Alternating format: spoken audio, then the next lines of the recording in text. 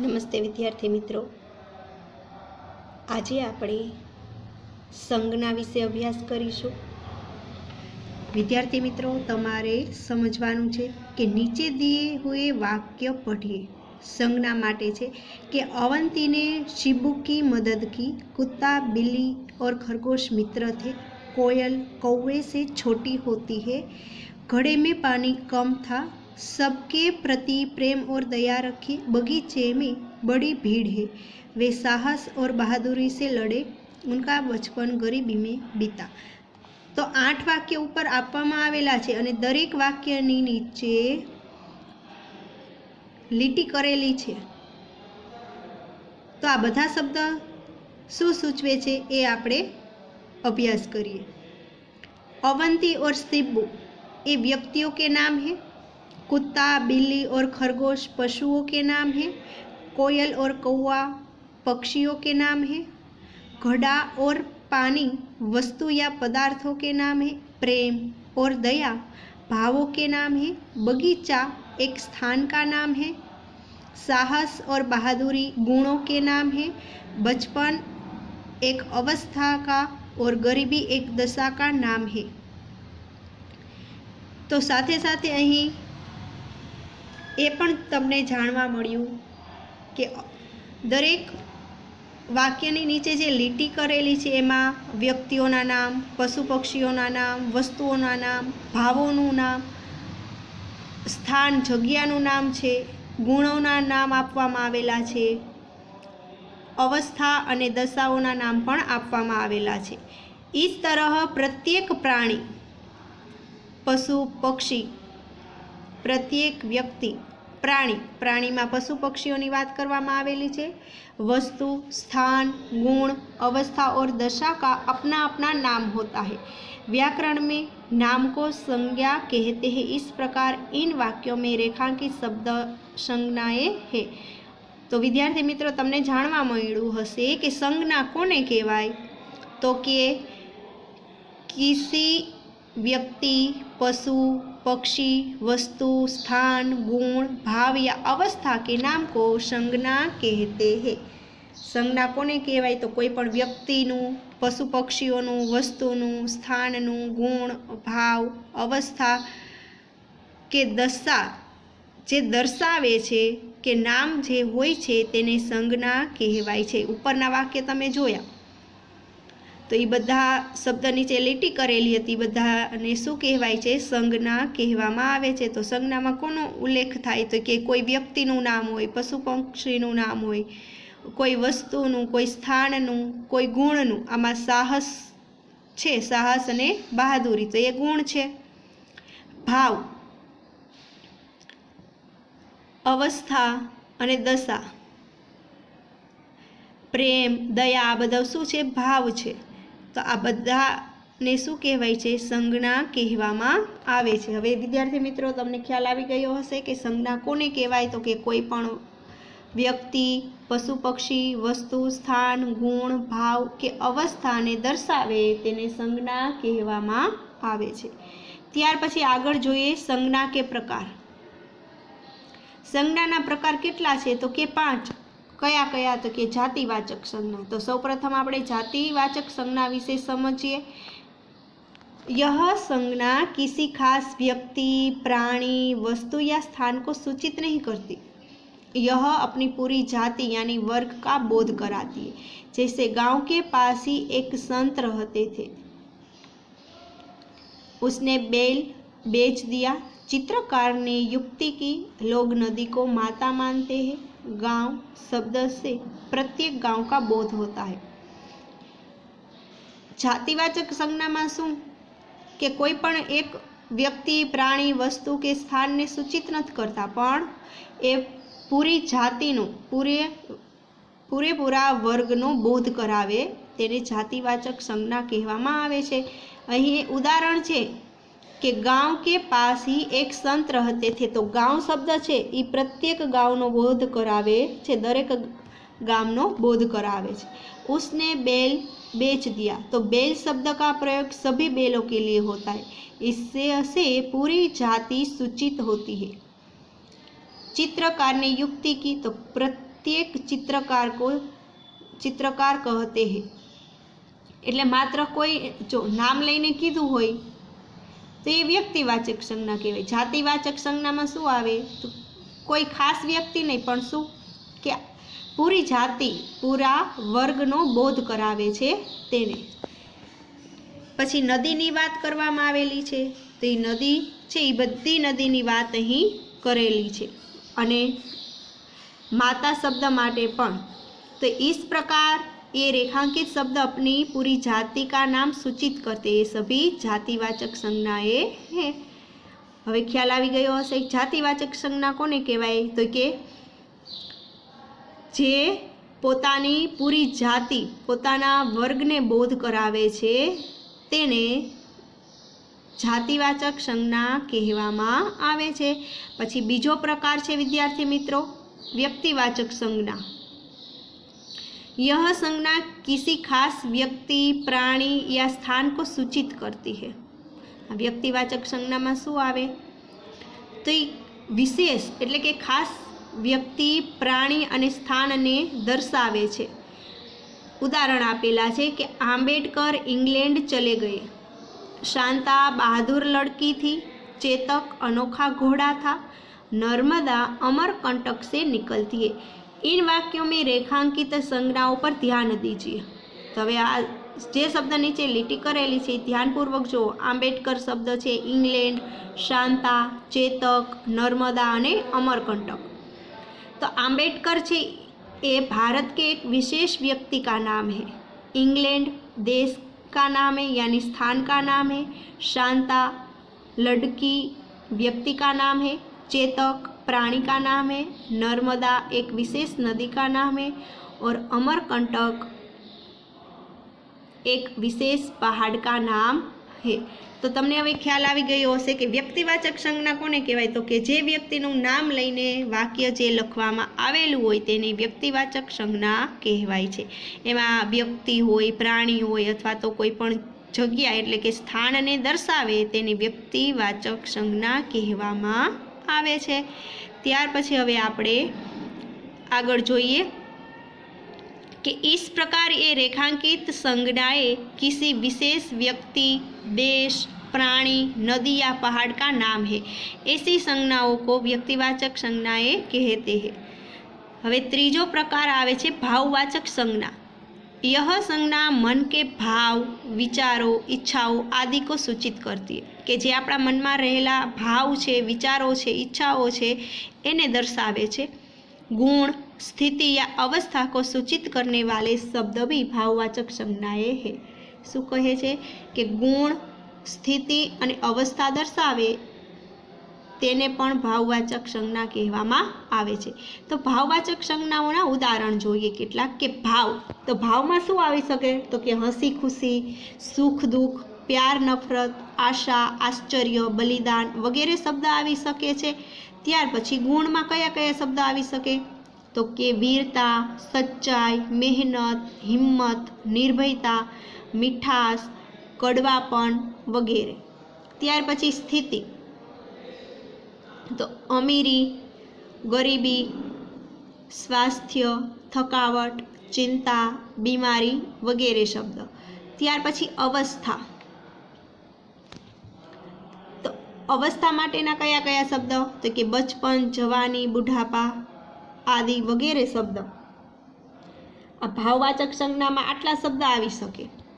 एमां भाव गुण स्थिति अने अवस्था हवा ठंडी गर्मी पढ़ाई लिखावट कमाई रोशनी महंगाई आदि भी भाववाचक संज्ञाएं है। भाववाचक संज्ञा में शुं आवे तो कि मनना विचारो आवे इच्छाओ आवे भाव आवे तेने भाववाचक संज्ञाएं कहेवामां आवे छे। भाववाचक संज्ञा में भाव कया होय तो एना शब्द आपेला छे गुण स्थिति अने अवस्था। त्यार पछी चौथो प्रकार आवे छे समूहवाचक संज्ञा कि बाजार में बहुत भीड़ है हमारा दल प्रतियोगिता जीत गया। यह हमारे घर की चाबियों का गुच्छा है। तो इन वाक्यों में भीड़ दल और गुच्छा ये शब्द किसी न किसी समूह के नाम है, इसलिए ये समूहवाचक संज्ञा है कि ज्यां तमने समूहनो बोध जोवा मळे तेने समूहवाचक संज्ञा कहेवाय छे। दल यानी टीम, कि बजार में बहुत भीड़ थी अने तमने कीधुं होय कि आमांथी संज्ञा कई छे तो भीड़। समूहवाचक संज्ञा कोने कहेवाय? कि जे समूहनो बोध करावे छे तेने समूहवाचक संज्ञा कहेवामां आवे छे। त्यार पछी पांचमो प्रकार छे द्रव्यवाचक संज्ञा। यह संज्ञा प्रायः खाने पीने की वस्तुओं तथा धातुओं आदि के नाम सूचित करती है। द्रव्यवाचक संज्ञा में शुं आवे तो कि खावा पीवानी वस्तु, धातुनी वस्तु ने दर्शावे तेने द्रव्यवाचक संज्ञा कहेवामां आवे छे। थोड़ाक उदाहरण आपेला छे कि यह स्वच्छ पानी है, लड़का दूध पीता है, रुई और ऊन से कपड़े बनते हैं, गेहूं और चावल उत्तम अन्न है, सोना चांदी कीमती धातुएं है, यहाँ शुद्ध घी मिलता है। इन वाक्यों में रेखांकित शब्द किसी न किसी द्रव्य के नाम है, इसलिए द्रव्यवाचक संज्ञाएं हैं। पानी, दूध, रुई, ऊन, गेहूं, चावल, सोना चांदी, घी आ बधा शुं छे? द्रव्यवाचक संज्ञा छे। एटला माटे जेमां तमने खावा पीवानी वस्तुओं अथवा तो धातुनो बोध करावे तेने द्रव्यवाचक संज्ञा कहेवामां आवे छे।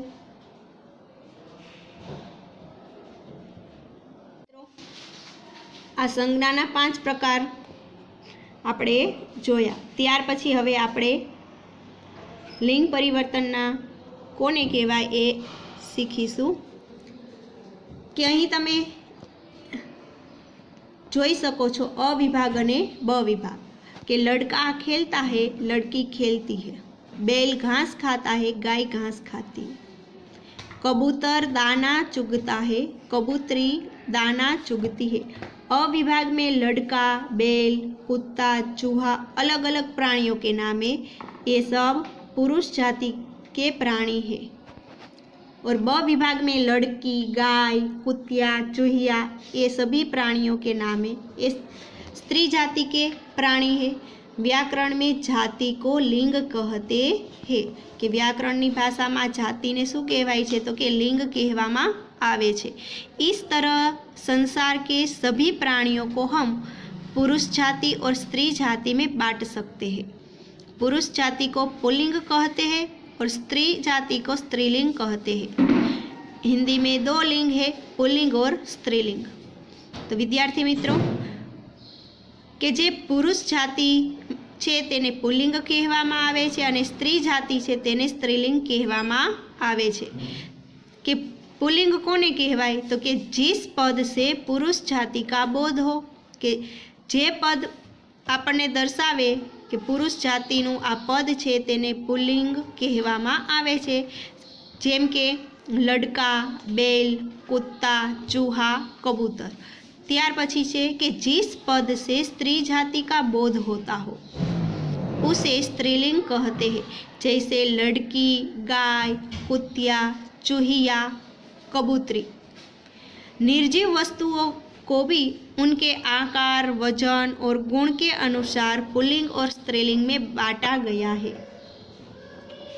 विद्यार्थी मित्रों तमे जोयुं कि निर्जीव वस्तुओने पण तेना आकार, वजन अने गुणना आधारे तेने पुल्लिंग अने स्त्रीलिंग में वहेंचवामां आवेला छे। पुल्लिंग शब्द कया कया होय तो अहीं नाम आपेला छे।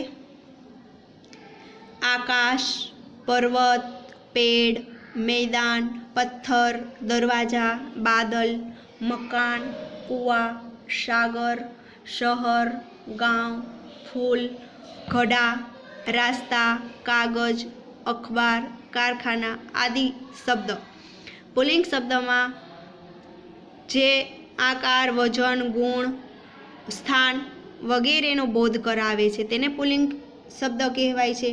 त्यार पछी स्त्रीलिंग शब्द कया कया होई शके तो कि पुस्तक, गाड़ी, घड़ी, झील, नदी, डाल, दावत, कलम, दीवार, धरती, सड़क, कली, मटकी, सुई, खिड़की, पत्ती आदि।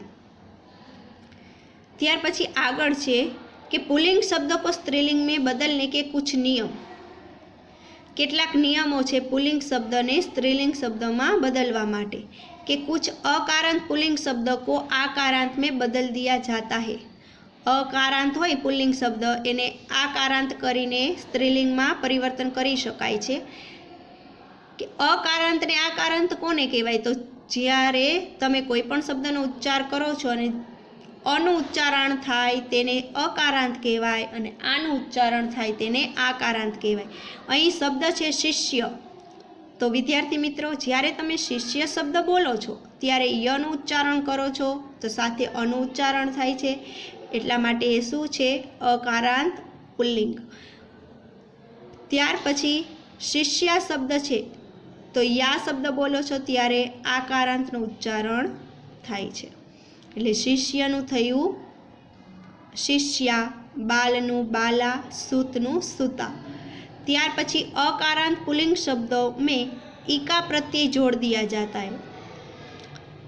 अकारांत होय अने ईक प्रत्यय जोड़वामां आवे, ईका प्रत्यय जोड़वाथी स्त्रीलिंग रूप बने छे। जेवी रीते बालक तो बालिका, शिक्षक शिक्षिका, लेखक लेखिका। तो बालिका शब्द बोलो छो तेमां ईका प्रत्यय તમે જોઈ શકો છો અને ઉચ્ચારણ પણ થાય છે। ત્યાર પછી ત્રીજો નિયમ છે કે कुछ आकारांत पुल्लिंग शब्दों को ईकारांत बना दिया जाता है। आने ई करवाथी ए स्त्रीलिंग शब्द में परिवर्तन थई जाय छे। जेवी रीते घोड़ा तो घोड़ी, गधा गद्दी, लड़का लड़की। तो पुल्लिंग शब्द ने स्त्रीलिंग में परिवर्तन करी शकाय छे मात्र ईकारांत थी। चौथो नियम छे कि कुछ अकारांत पुल्लिंग शब्दों के अंत में आनी प्रत्यय लगाया जाता है। जेठ तो जेठानी, सेठ सेठानी। ज्यारे तमे उच्चारण करो छो जेठानी सेठानी नौकरानी तो आनी प्रत्यय लगाड़ाय छे अने एनुं उच्चारण पण थाय छे। कुछ पशु पक्षियों के अकारांत पुल्लिंग नामों के अंत में नी प्रत्यय जोड़ दिया जाता है। शेर शेरनी, ऊंट ऊंटनी, मोर मोरनी। तो ये पुल्लिंग मांथी ए स्त्रीलिंग शब्द बनी जाय छे। त्यार पछी व्यवसाय सूचक पुल्लिंग शब्दों के अंत में इन प्रत्यय लगाया जाता है। जैसे माली तो मालीन, इन प्रत्यय लागे। धोबी धोबीन, नाई नाइन। प्रायः समान सूचक पुल्लिंग शब्दों के अंत में आइन शब्द आइन प्रत्यय लगाया जाता है। पंडित तो पंडिताइन, ठाकुर तो ठकुराइन, चौधरी तो चौधराइन।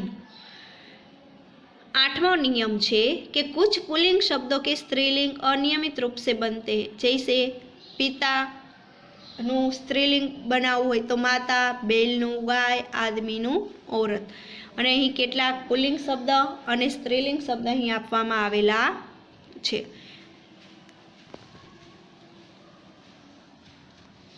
તો વિદ્યાર્થી મિત્રો, અહીં આપણે સંજ્ઞા અને લિંગ વિશે અભ્યાસ કર્યો। ત્યાર પછી આગળનો અભ્યાસ આપણે વિડીયો भाग 2 में जोशुं।